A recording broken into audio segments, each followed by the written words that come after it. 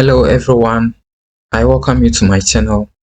In my previous video, we learned about how to code your variables and how to recode your demographic variables, as you can see from my screen. And then we learned about how to view your variables after you have coded them, how to view them to ensure what you did was right. So I showed you guys that you can easily go to the toggle button, as you can see from my screen, for it to show the qualitative aspect of the data. So as you can see from my screen, this is our demographic variables.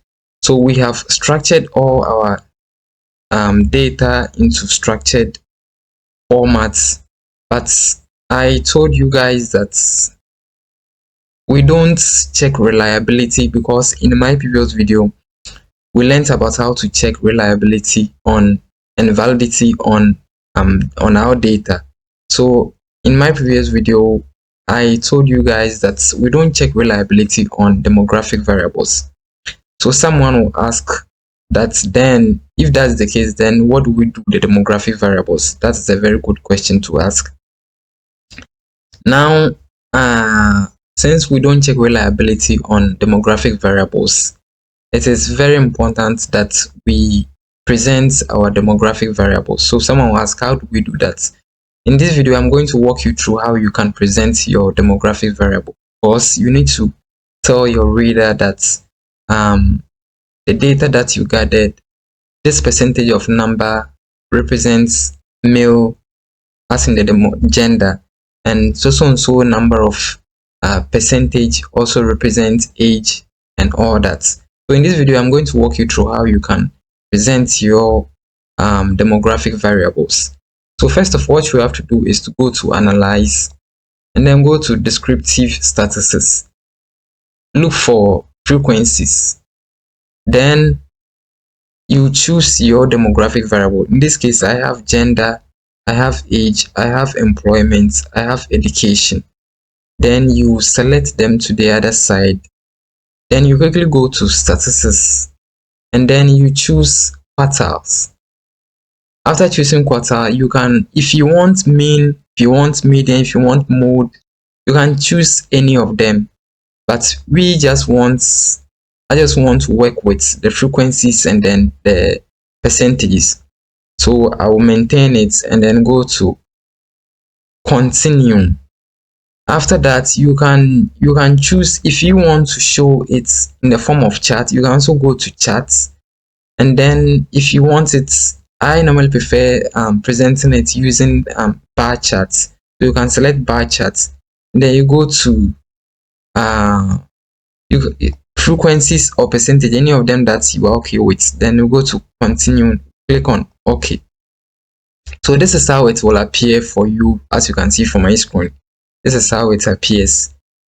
Yeah, this is how it appears. So you can pick them one by one and then you copy it, or yes, you can pick them one by one, as you can see from my screen. So this is gender. I will pick gender and then I will come to this page. As you can see from my screen, this is the topic I suggested that we are going to treat to allow us explain how you enter your data into the SPSS software, how you test reliability and all that. So this is how we are going to present our demographic variables. So you can see from my screen that that is the effect of renewable energy on Ghana's sustainable development. Demographic variables, because we need to present it.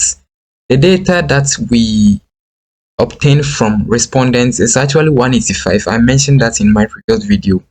So let's go back to the SPSS.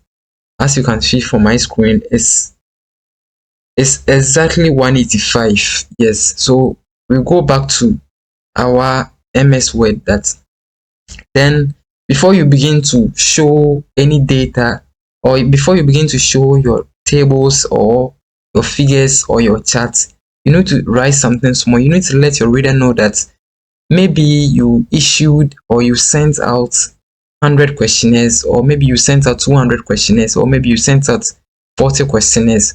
So out of that, you were able to retrieve maybe 100 or you were able to receive 80, because it is possible a respondent can skip some of the questions, so not all the questions or not all the responses will be valid.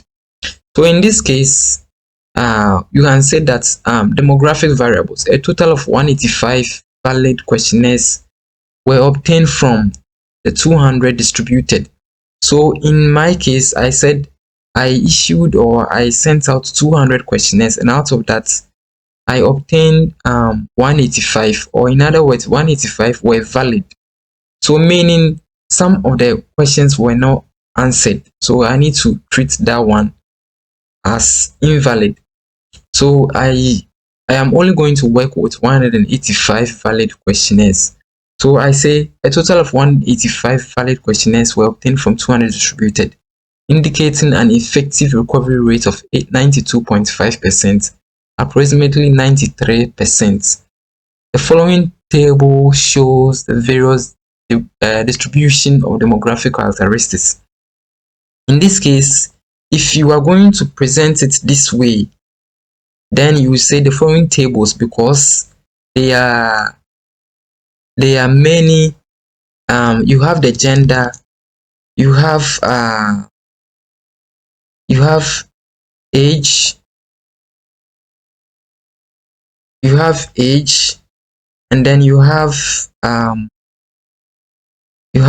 employment. So you click how you pick them or how you select them. You just click on it and then you right click and then you choose copy. Then you go to your Microsoft Word document and then you go to paste. So if you are going to present it in a table form, then you say the following table shows the various distribution of demographic variables. If you are not going to do that and you are going to show it in the form of figures or charts, then you can edit this place and then make it figure. The following figures shows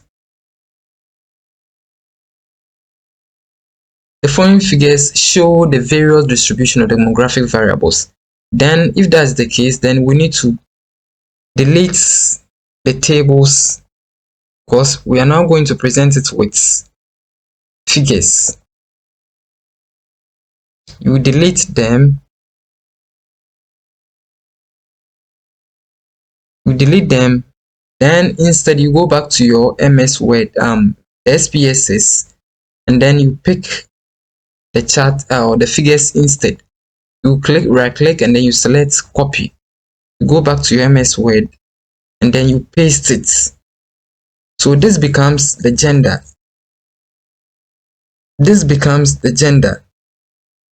So as you can see from my screen, I have the frequency here. So males, we have almost up to 100, and then the female we have above 80.